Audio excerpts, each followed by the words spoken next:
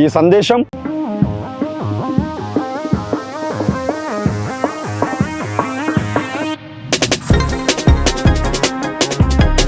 ఒక వ్యక్తో లేదా ఒక దేశమో గెలిచిన ఎన్నిక లేక పోరాటం గురించి కాదు.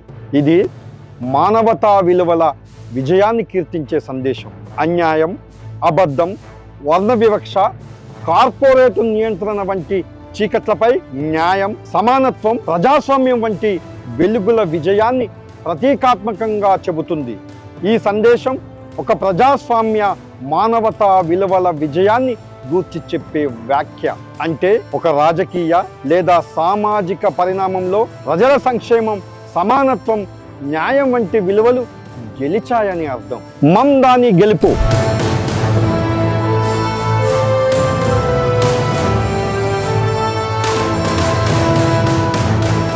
Standing before you, I think of the words of Jawaharlal Nehru.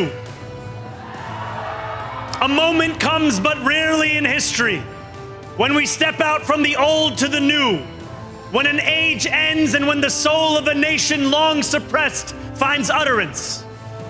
Tonight we have stepped out from the old into the new. కేవలం ఒక వ్యక్తి విజయంగా కాకుండా ప్రజాస్వామిక విలువల గెలుపుగా చూడాలి. ఈ గెలుపు ప్రజల హక్కులు, సమానత్వం, సంక్షేమం వంటి విలువలను కాపాడే శక్తిగా చెప్పొచ్చు. ఈ గెలుపు ఆధునిక మానవతా తత్వాన్ని సూచిస్తుంది.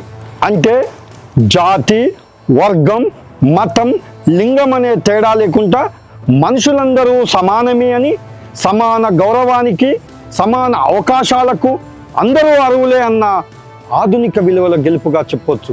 అబద్ధాన్ని నిజంగా, అన్యాయాన్ని న్యాయంగా చెలామణి చేయగల న్యాయ పోరాటాన్ని తీవ్రవాదంగా, ఉచిత ప్రజా సేవలను పగటి కలగా చిత్రించగల మురికి కోటేశ్వర్ల నియో లిబరల్ ఇల్లిబరలిజంపై గెలుపు.